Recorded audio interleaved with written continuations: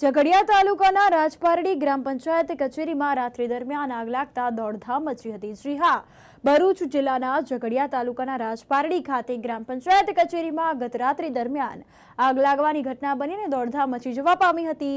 ત્યારે ગ્રામ પંચાયતના મકાનમાં આગ લાગવાની ઘટના બની અને સવારના સમયે જાણ થતાં જ ગ્રામજનો અને પંચાયતના સરપંચ કાલિદાસ વસાવા તેમજ તલાટી તથા પંચાયતના સભ્યો અને ડેપ્યુટી સરપંચ જેવા હોદ્દેદારો ગ્રામ પંચાયત કચેરી ખાતે દોડી આવ્યા હતા। દ્રશ્યો પણ સામે આવ્યા છે।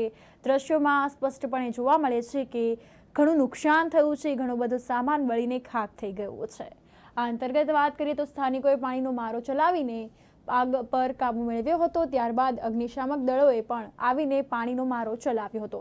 આગ કયા કારણસર લાગી છે તે હજુ ચોક્કસપણે નથી જાણી શકાયું। જોકે શોર્ટ સર્કિટના કારણે આગ લાગી હોવાનું પ્રાથમિક ધોરણે અનુમાન કરવામાં આવી રહ્યું છે।